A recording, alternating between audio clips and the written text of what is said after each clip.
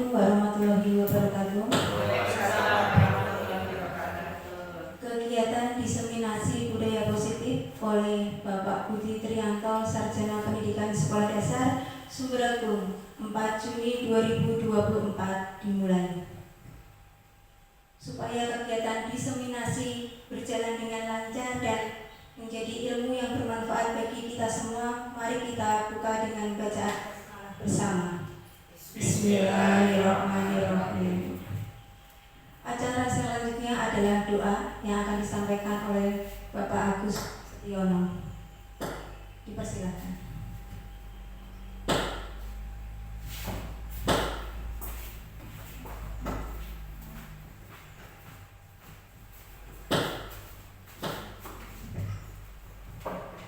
Assalamualaikum warahmatullahi wabarakatuh. Marilah bersama-sama kita menundukkan kepala untuk berdoa pada pagi hari ini. Semoga kegiatan diseminasi berjalan dengan lancar dari awal sampai selesai. A'udzubillahi minasyaitonirrajim. Bismillahirrahmanirrahim.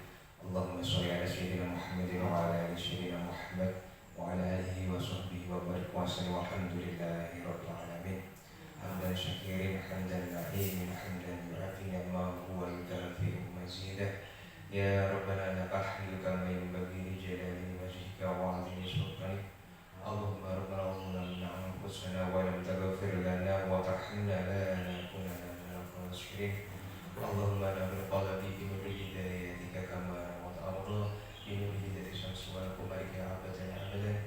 Ya Allah ya Rabb, hanya kepadamu kami memohon dan meminta, lancarkanlah kegiatan pada kegiatan pagi hari ini dalam acara diseminasi. Ya Allah ya Rabb, jadikanlah kegiatan pada pagi hari ini menjadikan ilmu yang berkah, manfaat di dunia dan di akhirat, dan bila kelancaran sampai awal dan sampai akhir. Ya Allah, hanya kepadamu kami meminta dan memohon. Allahumma firli wa liwalidayya warhamhum kama rabbayani shaghira. Rabbana atina fid dunya hasanah wa fil akhirati hasanah wa qina adzabannar. Subhana rabbika rabbil izzati amma yasifun. Wassalamu ala mursalin walhamdulillahi rabbil alamin.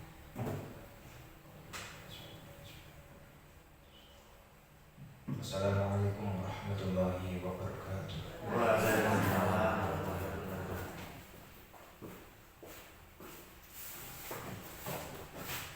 Acara yang selanjutnya adalah sambutan dari Kepala Sekolah kepada Ibu Sri Nurwati, Sarjana Pendidikan Sekolah Dasar. Dipersilakan.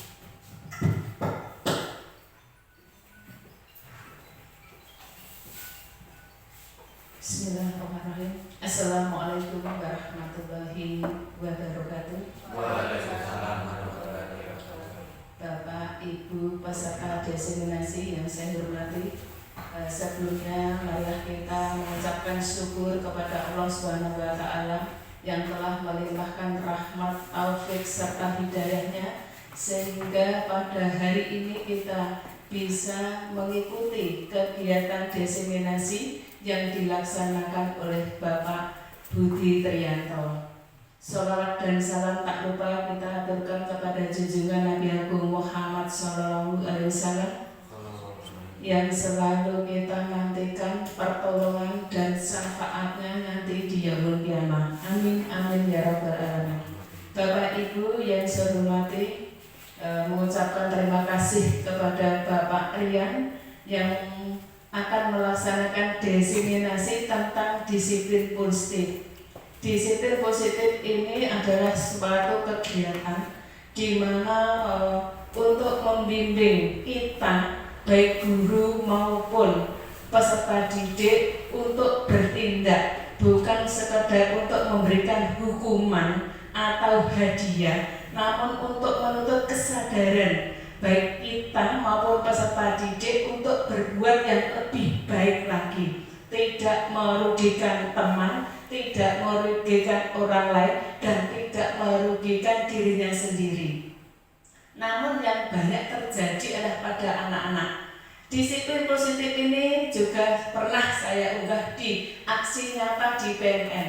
alhamdulillah sudah mendapatkan telah dan mendapatkan sertifikat. Begitu juga nanti harapannya setelah mengikuti diseminasi ini akan membawa pengalaman baru kepada Bapak Ibu untuk diterapkan di kelasnya masing-masing. Saya tidak panjang lebar untuk memberikan sambutan ini. Semoga dengan kegiatan diseminasi ini akan membawa perubahan dan peningkatan mutu pendidikan di SD kami ini. Terima kasih sekali. Dari saya cukup sekian. Wassalamualaikum warahmatullahi wabarakatuh.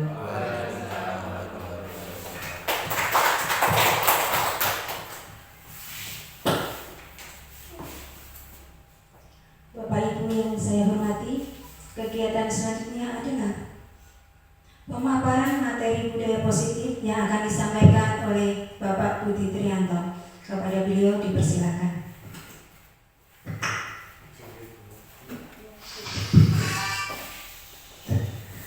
Terima kasih. Bismillahirrahmanirrahim. Assalamualaikum warahmatullahi wabarakatuh. Selamat pagi, salam sejahtera bagi kita semuanya.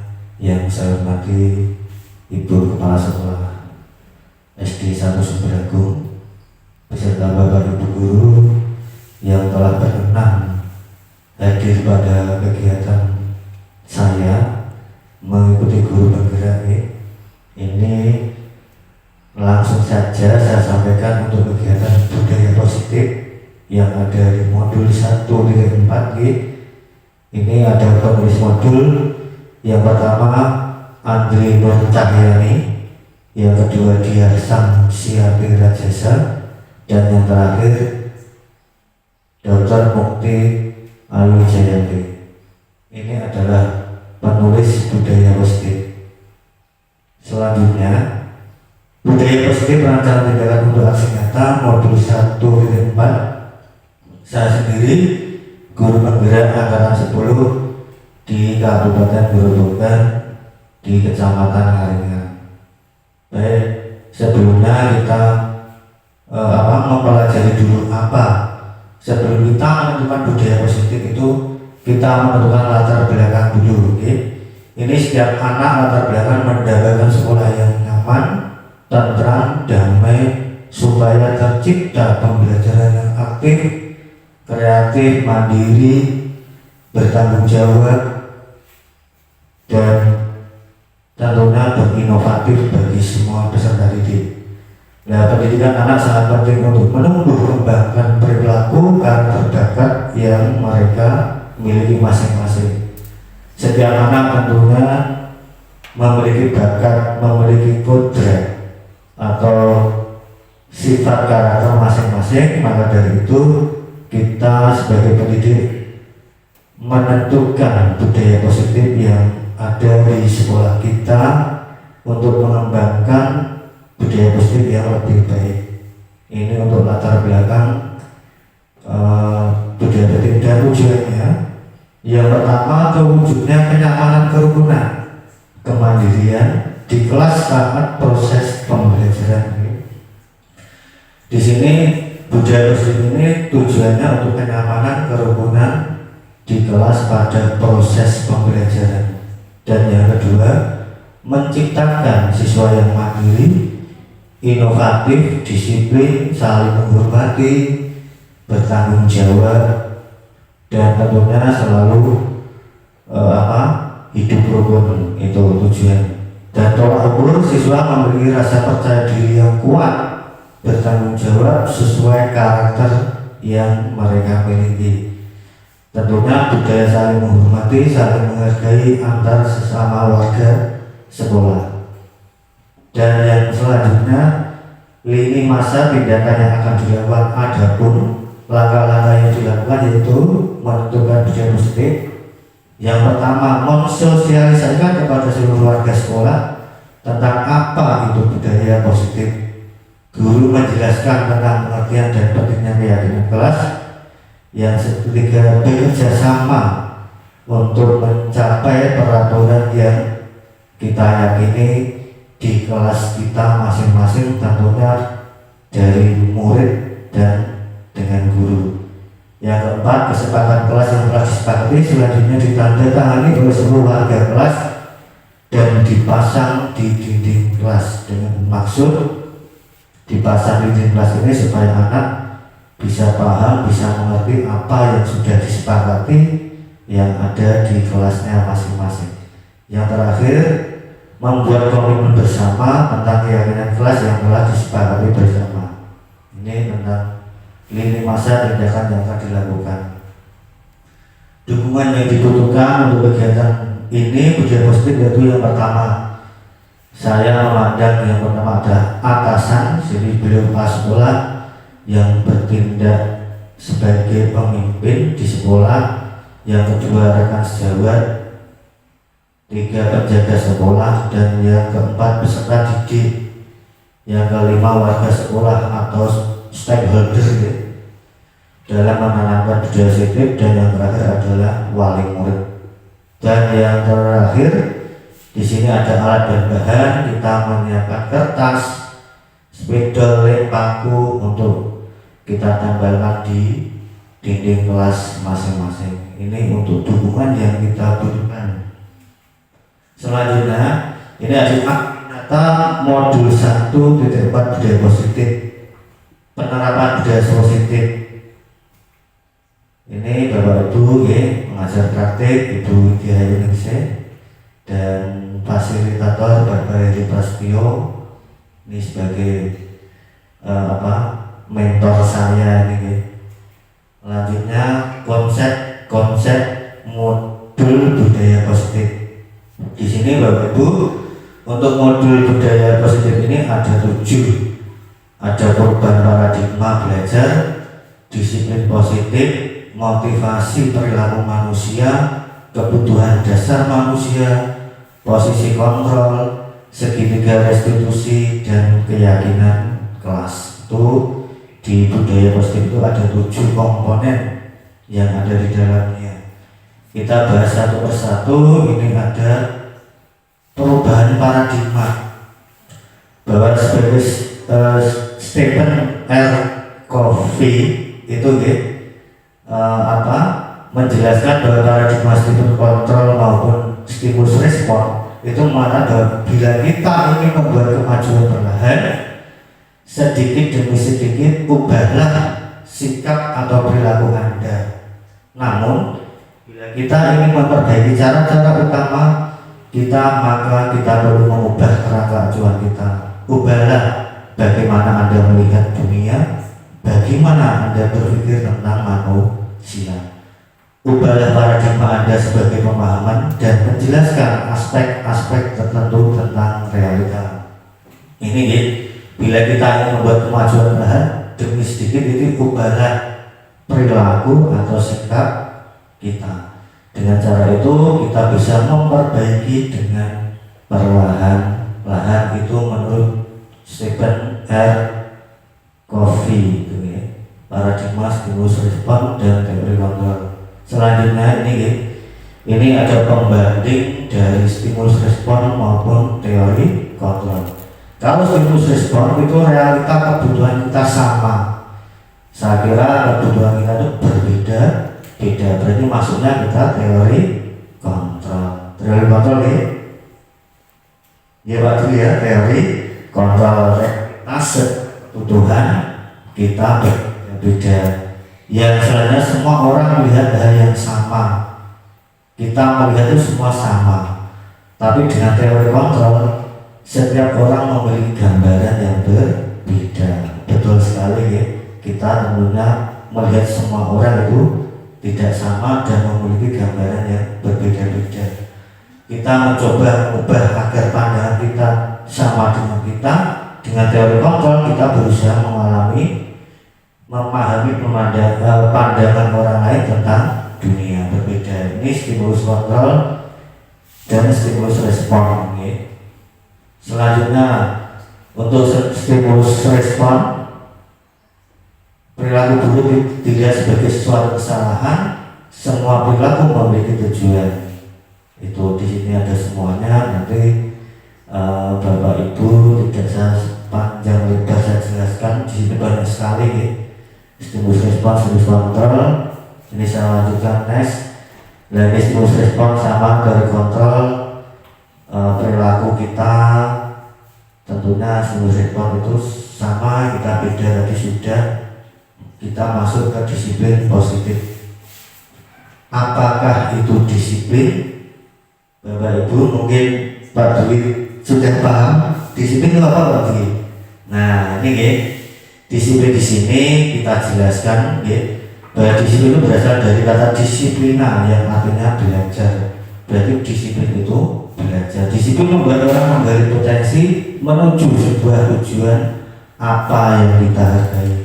Namun dalam budaya kita, disiplin itu telah berubah menjadi sesuatu dilakukan seseorang pada orang lain untuk mendapatkan kepatuhan. Di sini artinya harus patuh itu bukan dari dirinya sendiri, ternyata sudah berubah di kita dari perintah dari orang lain. Ini yang saya pahami seperti itu. Kecenderungan umum mengumpulkan kata disiplin dengan ketidaknyamanan bukan dengan apa yang kita hargai, tetapi pencapaian suatu tujuan yang mulia. Ini disiplin adalah kemampuan memerintah diri sendiri dan mengontrol dan menguasai diri untuk memilih tindakan yang mengacu pada nilai-nilai yang kita hargai.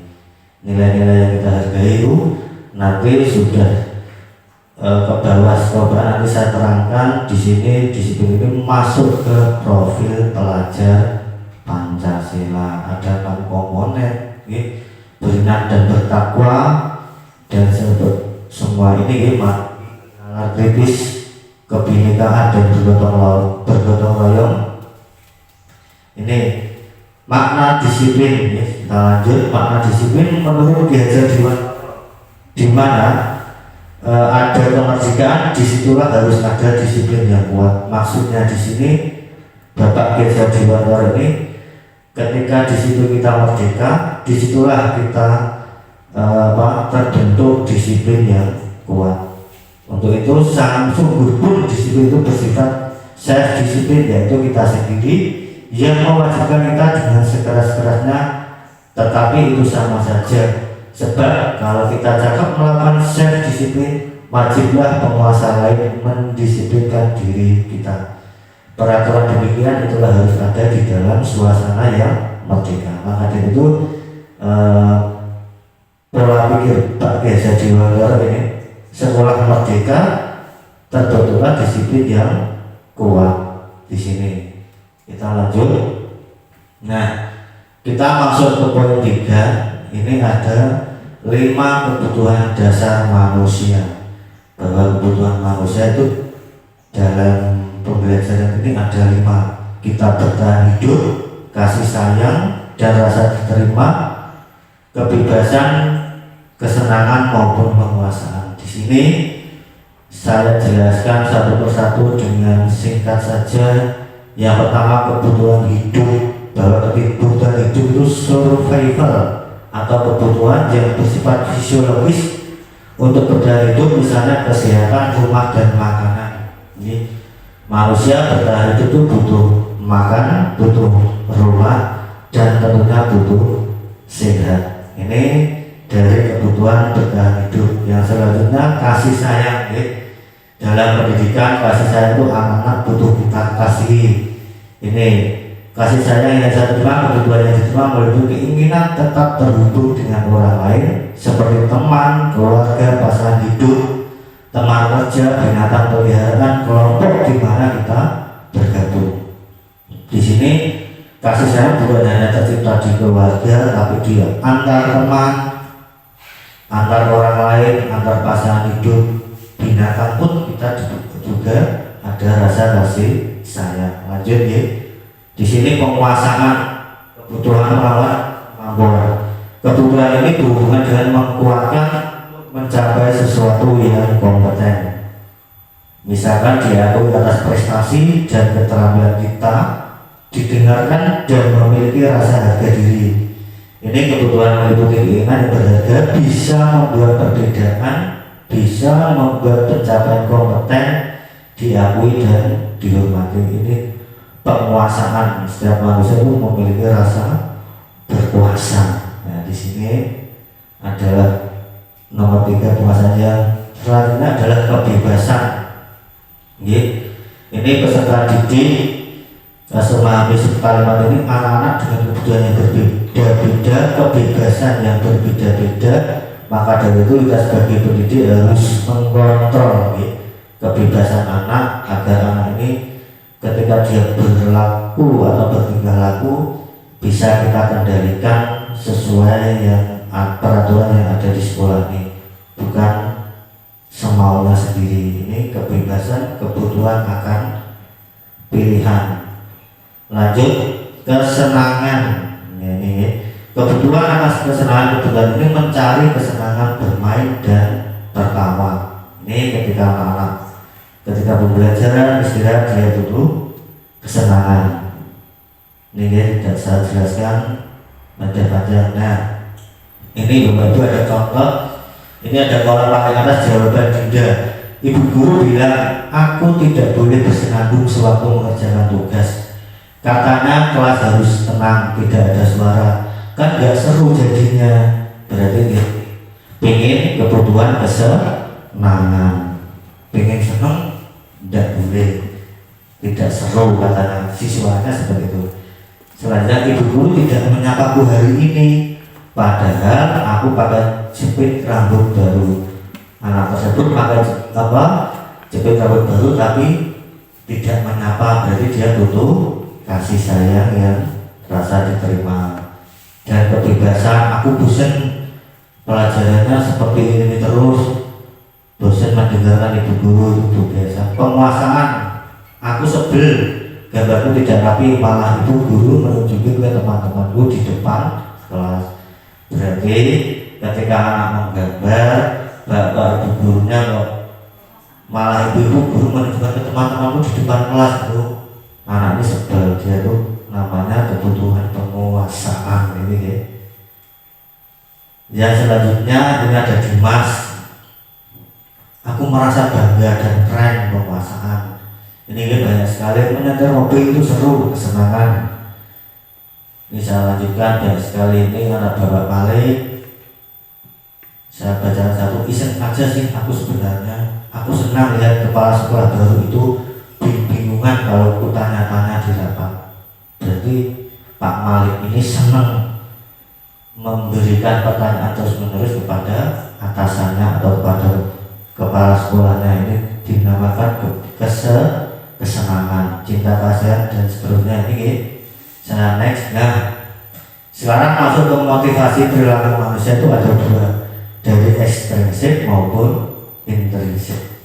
Dari ekstrinsik mengaku ada jenis motivasi yang mendorong seseorang untuk melakukan sesuatu dengan tujuan mendapatkan hadiah, imbalan, penghargaan atau menghindari konsekuensi negatif.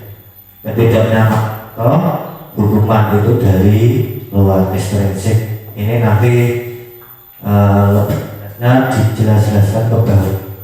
Yang sebenarnya motivasi intrinsik di mana perilaku seseorang itu melakukan mencari sesuatu demi dirinya sendiri. Ini ke orangnya sendiri, ya. Untuk itu menjadi orang yang mereka inginkan dan menghargai diri sendiri dengan nilai yang mereka yakini. Aku seperti ini, nilai intrinsiknya seperti itu.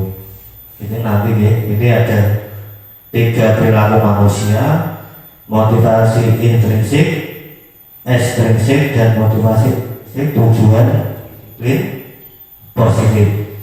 Nah, ini untuk menghindari ketidaknyamanan hukuman ekstrinsik, untuk mendapatkan imbalan dari orang lain, apa yang akan saya capai apabila saya melakukannya, ekstrinsik.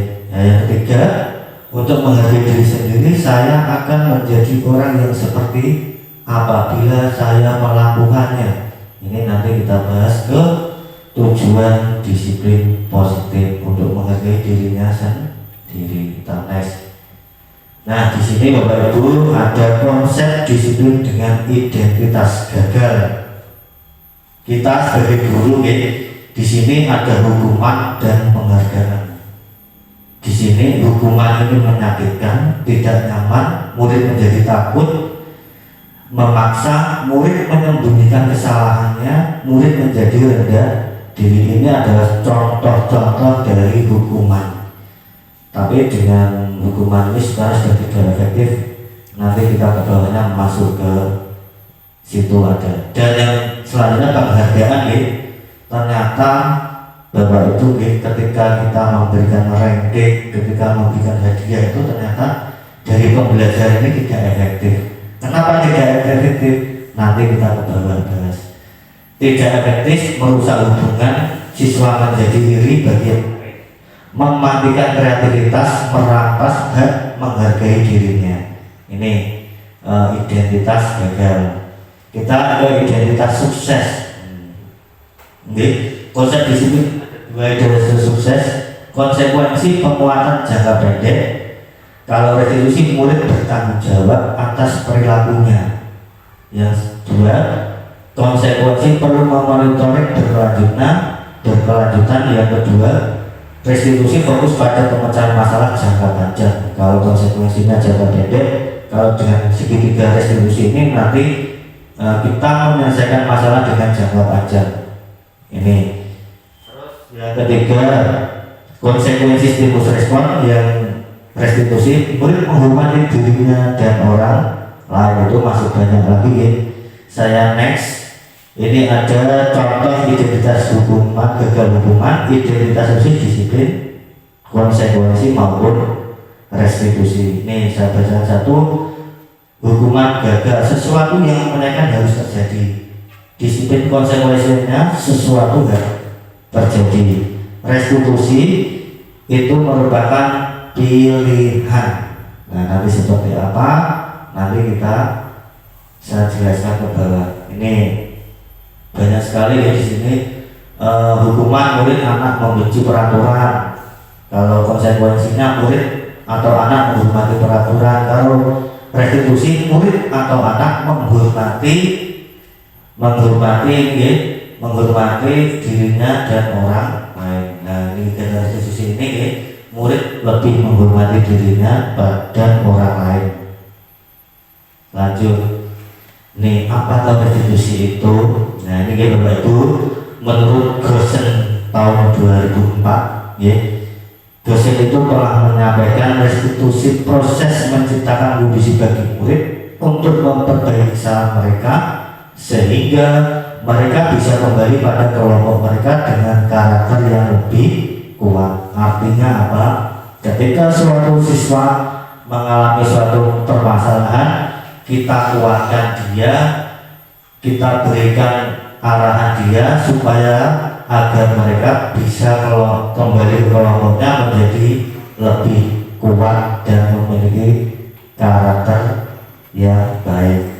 Nah, restitusi juga merupakan proses kolaboratif yang menggunakan murid untuk mencari solusi untuk masalah mereka dan membantu murid berpikir tentang orang yang ingin menjadi tujuan mulia dan bagaimana mereka harus memperlakukan orang lain. Lanjut kita ya. Ini ada 9 restitusi. Bapak Ibu, bukan untuk menebus kesalahan, bukan. Restitusi ini untuk belajar dari kesalahan ya. Kita tidak gara-gara kamu harus konsekuensinya kamu harus mendapat hukuman, tidak seperti itu ya. Justru kita harus memberikan pembelajaran dari kesalahan tersebut. Ini memperbaiki hubungan, tawaran bukan paksaan. Restitusi menuntun untuk melihat ke dalam diri. Ini dia ada 9 poin di sini. Ini saya sekolah gambar aja.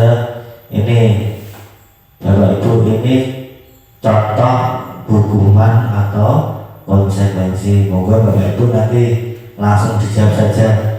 Mencatat 100 kali dalam buku kalimat, saya tidak akan terlambat lagi karena terlambat kesempurnaan.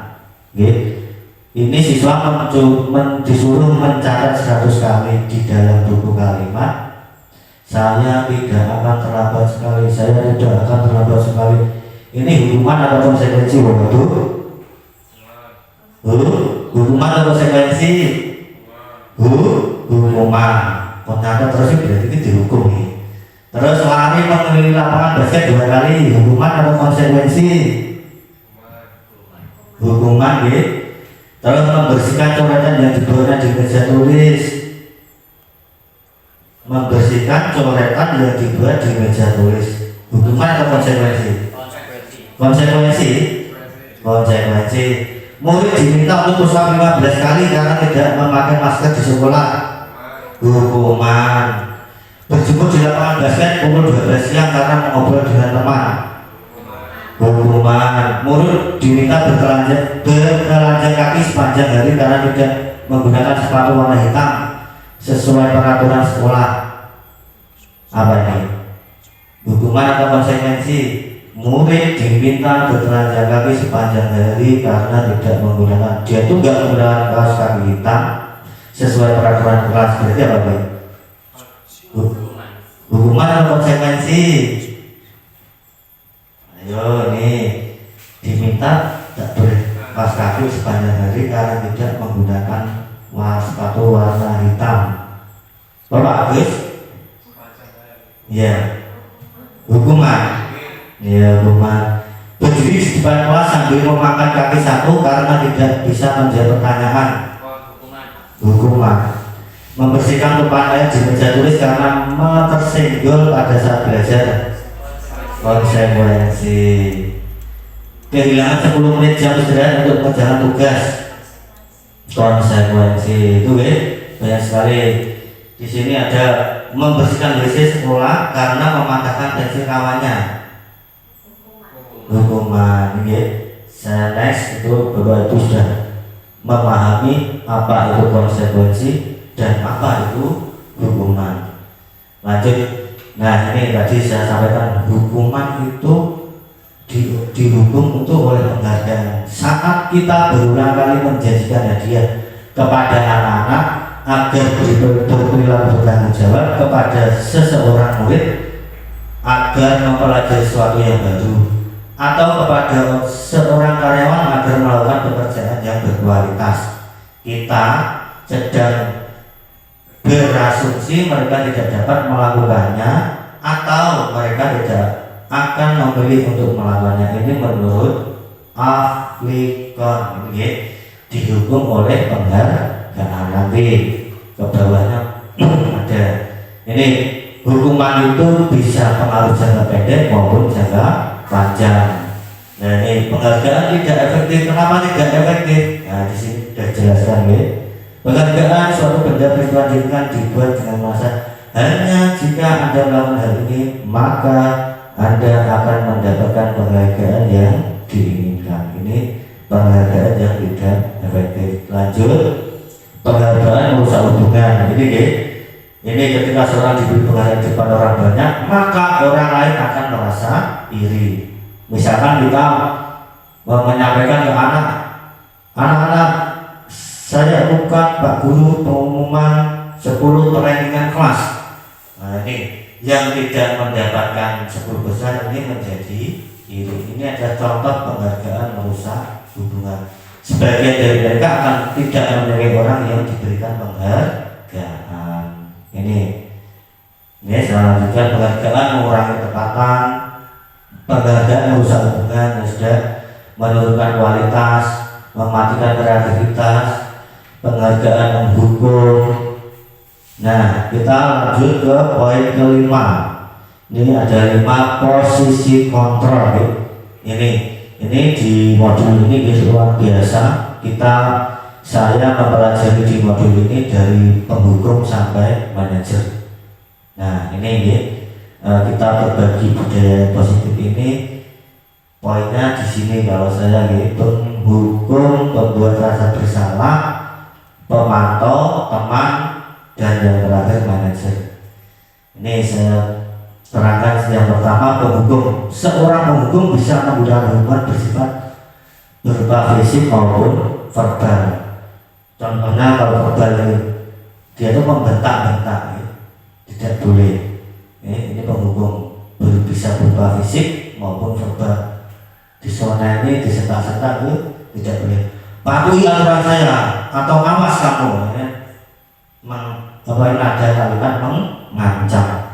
kamu selalu saja salah, pasti selalu yang terakhir selesai. Guru seperti ini senantiasa percaya hanya ada satu cara agar pembelajaran bisa berhasil. Ini sifatnya menghukum. Ini lanjut. Pembuat rasa bersalah. Nah ini pembuat rasa bersalah ini dengan adanya lebih halus tapi juga tidak baik untuk siswa. Ini pada posisi biasanya guru akan bersuara lembut. Nah ini ya, pembuat rasa bersalah akan menggunakan keinginan yang membuat orang lain merasa tidak nyaman, bersalah atau rendah diri. Kata yang keluar lembut seperti ibu sangat kecewa sekali dengan kamu. Ini kan sebuah kalimat dengan nada rendah, tapi ini menyentuh siswa. Ibu sangat kecewa sekali dengan kamu. Ini kan menyinggung perasaan siswa. Berapa kali Bapak harus memberitahu kamu ya? Ini membuat rasa bersama. Lanjut, teman. Guru itu juga sebagai teman. Guru dapat posisi ini tidak akan menyakiti murid, namun akan tetap berupaya mengontrol murid melalui persuasi. Posisi teman pada guru itu bisa negatif atau positif. Positifnya seperti apa? Berupa hubungan baik yang terjadi antara guru dan murid. Posisi teman menggunakan hubungan baik dan humor untuk mempengaruhi seseorang. Ini ada sebuah kalimat, ayo bantulah demi Bapak ya. Ini sebagai teman. Ayo ingat tidak bantuan Bapak selama ini. Ini dari teman ini secara kita melakukan tiap hari secara tidak sadar ini jebuli ternyata ini sebagai teman. Ayo Pak Guru dibantu. Oh ternyata posisi kita sebagai teman. Pak Guru dibantu. Ingat, ayo ingat tidak bantuan pada selama ini. Ya sudah kali tidak apa-apa, nanti ibu bantu beresin. Ini sebagai teman, saya tidak sadar itu seperti itu. Pemantau. Kalau pemantau ini dilihat dari data, posisi akan menggunakan stiker, slip, catatan daftar cek. Ya, ini ada daftarnya, daftar cek. Posisi pemantau sendiri berasal dari teori stimulus respons yang menunjukkan tanggung jawab guru dalam mengontrol murid. Contohnya seperti ini. Peraturannya apa?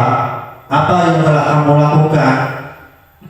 Sanksi apa atau konsekuensinya seperti apa? Ini pertanyaan pemantau, tapi didasari dengan beberapa ini poin-poin yang sudah dilakukan siswa tersebut. Kamu sudah tahu aturan apa yang telah kamu lakukan, sanksi apa dan konsekuensinya seperti apa? Ini kita sebagai pemantau.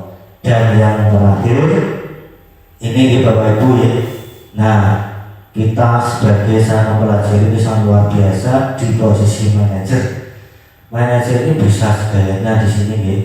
Manajer dan pada posisi manajer berbuat sesuatu bersama dengan murid, mempersilahkan murid, mempertanggungjawabkan perilakunya, mendukung murid agar dapat menemukan solusi permasalahannya sendiri. Ini sebagai manajer ini nanti kita sudah memberikan pemahaman, memberikan gambaran bagaimana seorang manajer, seorang pendidik ini bisa memberikan rasa pertanggungjawaban atas perilakunya. Contohnya kalimat seperti apa yang kita yakini, kembali ke keyakinan kelas ini yang sudah disepakati. Apakah kamu meyakininya? Apakah kamu meyakini ada yang sudah kamu lakukan? Apakah kamu meyakini, apakah kamu bersedia memperbaikinya? Nah ini sudah melakukannya, pasti dia disuruh untuk memperbaiki. Apa rencana kamu untuk memperbaiki hal ini? Ini sebagai manajer. Nah, tugas seorang manajer bukan untuk mengatur perilaku seseorang. Kita mendukung murid untuk dapat mengatur dirinya. Seorang manajer bukan memisahkan murid dari kelompoknya, tapi mengembalikan murid tersebut ke kelompoknya dengan lebih baik dan kuat. Ini Bapak Ibu ya, ketika ada suatu permasalahan kepada murid, kita tidak boleh menghukum, tidak boleh memberikan kata-kata yang menyinggung dia. Kita memberikan solusi ya, supaya dia bisa kembali ke kelompoknya dengan baik dan kuat.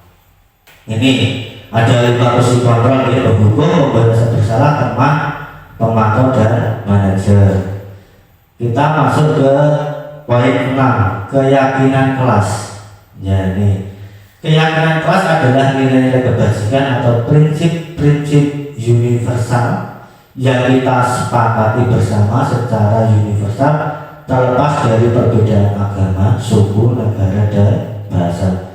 Suatu keyakinan lebih memotivasi seseorang dari diri dalam intrinsik. Seseorang akan lebih bersemangat untuk menjalankan keyakinannya daripada hanya sekedar mengikuti peraturan.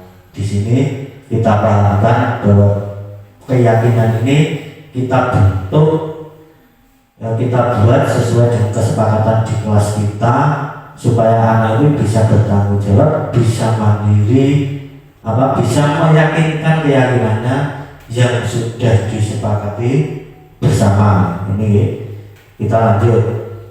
Nah, di sini ada sebuah lingkaran.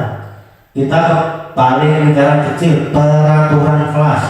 Setelah peraturan kelas itu kita membuat keyakinan kelas. Setelah semua yakin, kita membuat lingkungan positif dan terbentuklah sebuah budaya positif. Di sini peraturan kelas ini kita bentuk. Setelah itu keyakinan, terus bentuk lingkungan positif dan budaya positif. Itu ini contoh peraturan dan keyakinan kelas. Peraturan selalu memberi buku tempatnya. Kalau keyakinan itu tanggung jawab. Peraturan dilarang mengganggu orang lain. Kalau keyakinan kelas menghormati orang lain, dan seterusnya. Ini banyak sekali. Ini pembentukan keyakinan kelas. Pembentukan keyakinan kelas ini bisa lebih abstrak atau ringkasan yang singkat dari peraturan yang lebih rinci dan konkret. Berupaya pernyataan universal atau lebih umum dibuat dalam bentuk positif, hendaknya tidak terlalu banyak sehingga mudah dipahami. Misalkan peraturan kelas ini tidak terlalu banyak, yaitu kita membuat 4 atau 3 atau 4 peraturan kelas yang kita yakini, kita sepakati bersama. Ini sesuai kondisi kelas dan dapat diterapkan di lingkungan tersebut. Semua warga kelas ikut terlibat dalam pembuatan keyakinan kelas. Ini lanjut. Ini contoh pembuatan keyakinan kelas. Terus kita masuk ke poin 7, segitiga restitusi. Apa itu segitiga restitusi? Yaitu proses menciptakan kondisi bagi murid untuk memperbaiki kesalahan mereka. Kita tidak boleh membentang-bentang, kita tidak boleh menghukum. Ternyata segitiga restitusi luar biasa di sini. Anak ini diperbaiki atas kesalahannya, sehingga bisa kembali pada kelompok mereka dengan karakter yang lebih kuat. Ini segitiga restitusi ya. Yang pertama sebuah segitiga restitusi yang pertama menstabilkan identitas. Setiap orang pasti pernah melakukan kesalahan. Kamu bukan satu-satunya yang pernah melakukan ini ya. Kita yang pertama ini menstabilkan identitasnya, stabilkan identitasnya dulu ya. Kita memberikan pemahaman setiap orang pasti memiliki kesalahan ini. Terus kamu bukan satu-satunya orang yang pernah melakukan kesalahan ini. Selanjutnya kita masuk ke validasi tindakan yang salah. Kamu tentu punya alasan mengapa kamu melakukan hal tersebut. Apakah cara yang lebih efektif untuk mendapatkan apa yang membutuhkan. Yang terakhir menanyakan keyakinan kelas. Jadi keyakinan kelas apa yang sudah disepakati. Kamu ingin menjadi orang seperti apa? Ini karena ini sudah terbentuk di keyakinan kelas kita menanyakan keyakinan yang sudah ada di kelas. Seperti itu. Ini segitiga restitusi. Ini yang pertama tadi menstabilkan identitas. Ini ada beberapa poin. Guru berkata berbacalah hal yang manusiawi. Tidak ada manusia yang sempurna. Bapak Ibu juga bisa juga buat salah. Kamu pasti bisa menyelesaikan masalah ini dan seterusnya. Ini adalah menstabilkan identitas. Validasi tindakan. kamu pasti punya alasan apa hal itu terjadi dan seterusnya itu ya. Ini menanyakan keyakinan. Guru berkata, nilai apa yang sudah kita sepakati bersama, kamu menjadi apa yang kamu rasakan kita melakukan ini, kamu menjadi seperti apa dan seterusnya itu ya. Ini adalah contoh video keyakinan kelas yang sudah saya terapkan.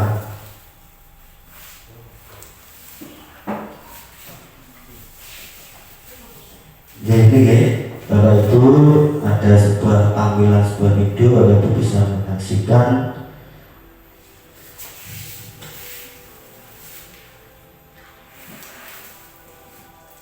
Ini ya video kasus keyakinan kelas yang sudah saya terapkan di kelas saya.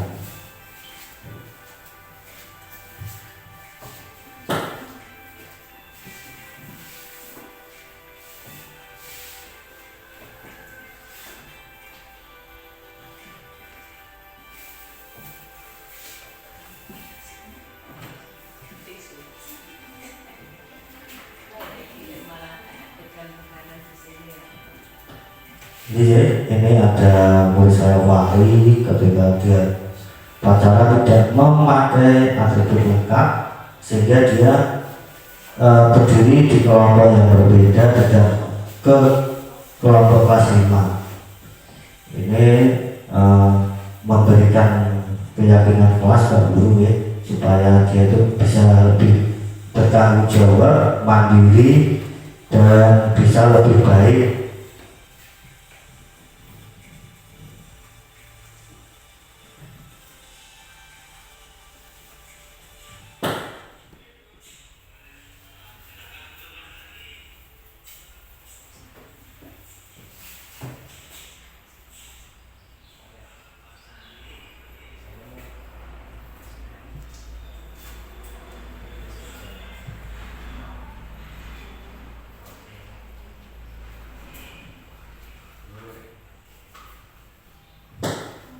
Ini menstabilkan identitas. Ini Pak Guru bilang menstabilkan identitas.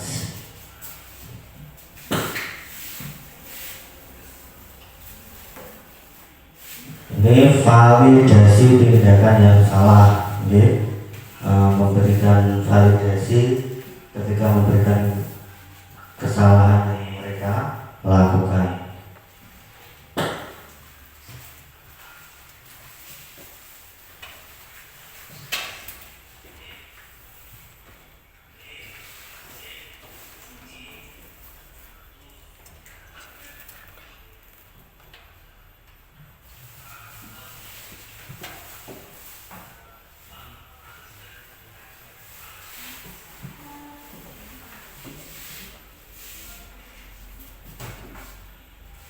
Dan menanyakan keyakinan yang sudah disepakati bersama ketika di dalam kelas seperti itu.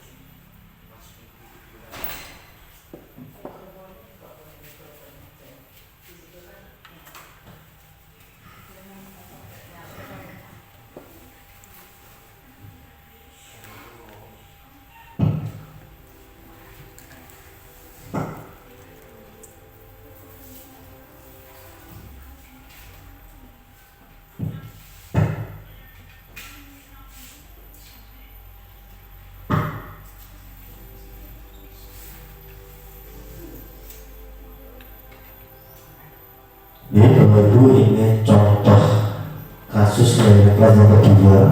Ini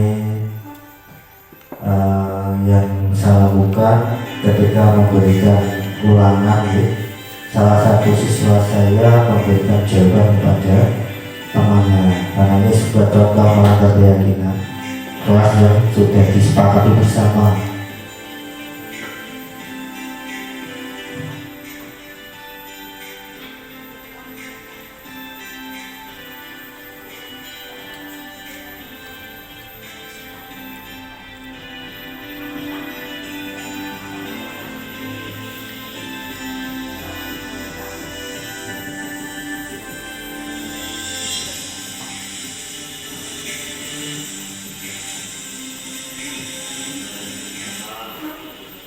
Silakan duduk.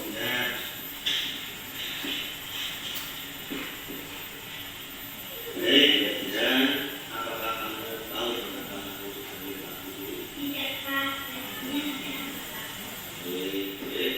Aku cobakan tadi ketika ulangan kamu memberikan jawaban kepada temanmu bahwa itu adalah contoh pelanggaran keyakinan. Nah, maka dari itu tidak boleh melanggar keyakinan.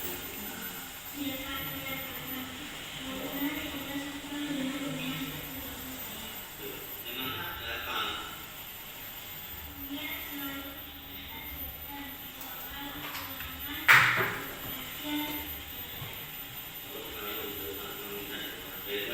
Nanti akan Pak Guru memberikan pemahaman atau pengertian ya, tentunya ketika ulangan memberikan jawaban kepada teman-temanmu karena kebiasaannya bisa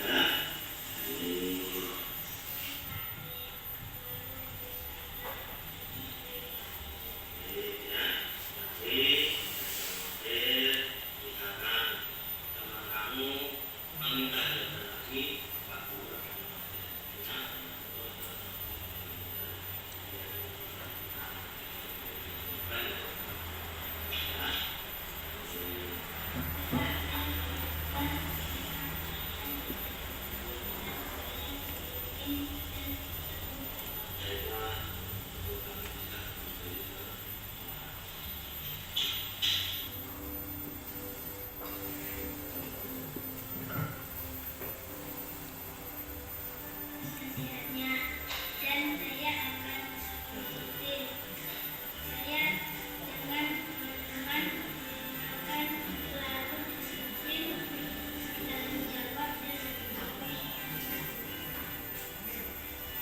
Baik, itu ya Bapak Ibu, untuk kegiatan kasus kedua sudah selesai dan di ujung acara terima kasih untuk semuanya yang sudah bisa menyaksikan apa yang sudah saya sampaikan. Semoga bermanfaat bagi Bapak Ibu semuanya, dan tentunya mungkin ada masukan, saran atau pertanyaan yang mungkin nanti saya bisa jawab. Saya persilakan, monggo Pak Dwi. Ya, bisa berdiri sini Pak Dwi. Ya, terima kasih waktu yang diberikan kepada saya. Saya mau tanya kalian, apakah pembuatan keyakinan kelas itu dilaksanakan di awal pembelajaran atau di awal tahun pembelajaran? Di awal pembelajaran setiap hari atau di awal tahun pembelajaran? Terima kasih. Terima kasih Pak Dwi sudah memberikan pertanyaan yang luar biasa ya. Intinya pembuatan keyakinan kelas ini bisa dilaksanakan di awal tahun atau di awal pembelajaran atau di akhir tahun, seperti itu Pak Dwi. Nih, terima kasih Pak Dwi atas pertanyaannya. Nih, saya mencoba menjawab gini nih Pak Dwi, kaitan keyakinan kelas. Menurut pemahaman saya di modul ini atau menurut keyakinan saya, itu pembuatan keyakinan itu di awal tahun atau di awal semester. Contoh, ketika di awal semester 1 di tahun ajaran baru, tentunya kita harus tidak serta-merta di masuk langsung membuat keyakinan, tidak. Paling tidak kita masuk 2 minggu atau 3 minggu baru kita membuat sebuah keyakinan kelas kita. Dan saya jelaskan kaitan keyakinan kelas ini, bahwasanya anak diajak kita berdiskusi, memberikan saran, memberikan pernyataan-pernyataan apa, peraturan-peraturan yang mungkin sudah disepakati kita semuanya. Nah, antara guru dan murid nanti kita membuat sebuah peraturan nanti disepakati bersama. Intinya untuk jawaban saja saya ini adalah di awal tahun atau di awal semester seperti itu Pak Dwi ya. Sudah jelas ya? Terima kasih jawabannya sangat memuaskan. Sangat memuaskan ya. Terima kasih Pak Dwi. Kasih tepuk tangan. Mungkin ada lagi yang memberikan tanggapan. Pak Agus, silakan Pak Agus. Tidak apa-apa, kita butuh tanggapan atau butuh saran, butuh masukan seperti apa, gambaran apa, pemahaman apa yang sudah panjenengan pahami tentang kegiatan budaya positif. Mungkin ada Pak Agus ya. Silakan Pak Agus. Terima kasih Bapak Budi Trianto, Sarjana Pendidikan. Di sini jika di dalam kelas itu ditemukan anak berkebutuhan khusus, bagaimanakah caranya kita menyikapi anak tersebut, Bapak? Terima kasih. Baik, Pak Agus ya. Ini pertanyaan yang luar biasa. Bagaimana kita melakukan anak yang berkebutuhan khusus? Mungkin Bapak Ibu yang ada yang mau menjawab sebelum saya menjawab. Pak Dwi mungkin, Bu Sri Sudarti, mungkin apa yang Anda jawab ketika ada anak berkebutuhan khusus? Saya mencoba menjawab seperti ini karena ini ya, bahasanya sesuai peraturan yang sudah ada. Sekolah itu kita tidak boleh yang pertama menolak siswa tersebut. Harus apapun itu harus kita terima. Itu yang pertama. Yang kedua, memang untuk anak berkebutuhan khusus itu butuh spesial atau perhatian ya khusus. Contohnya ketika anak itu misalkan berkebutuhan khusus macam-macam, kurang secara fisik, secara mental. Nah, ini Pak Agus, kita melakukan pendekatan, intinya kita dekati anak tersebut. Memang kalau anak kebutuhan khusus berbeda dengan anak yang lainnya. Tentunya kita melakukan pendekatan supaya anak itu ada perhatian dari bapak atau ibu guru. Kamu pengennya seperti apa, pengen bermain apa, kita tetap melayani dengan baik karena itu sudah peraturan. Entah itu apapun siswanya harus semuanya kita perhatikan. Itu sedikit yang bisa saya jawab Agus, mungkin sepengetahuan saya seperti itu. Oke, terima kasih Pak Rin atas jawabannya. Semoga bisa saya laksanakan di kelas kami. Terima kasih. Terima kasih Pak Agus atas pertanyaan yang luar biasa. Mungkin ada yang lain, Buris mau memberikan tanggapan atau apa yang sudah saya sampaikan tentang kegiatan budaya positif.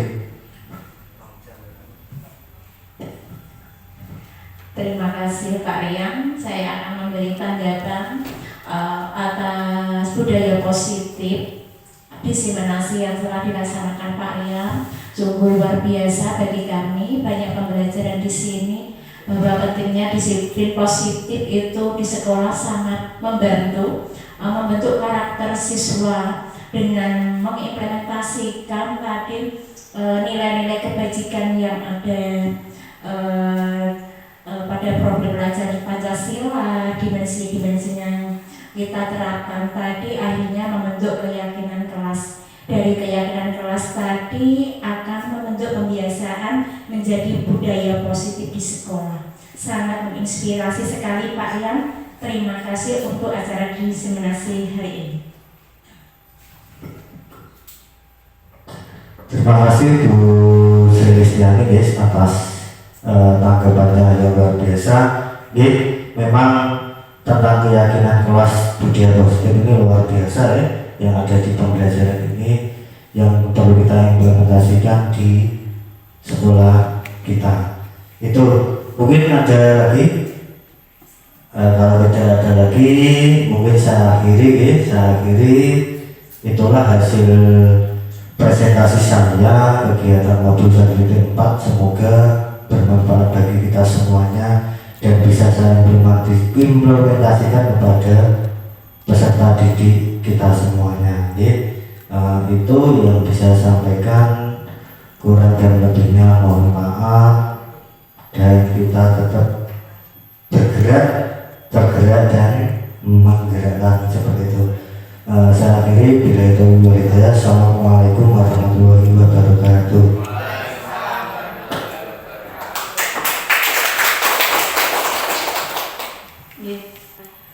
Bapak Ibu hadirin yang saya hormati, kita sampai ke acara penutup.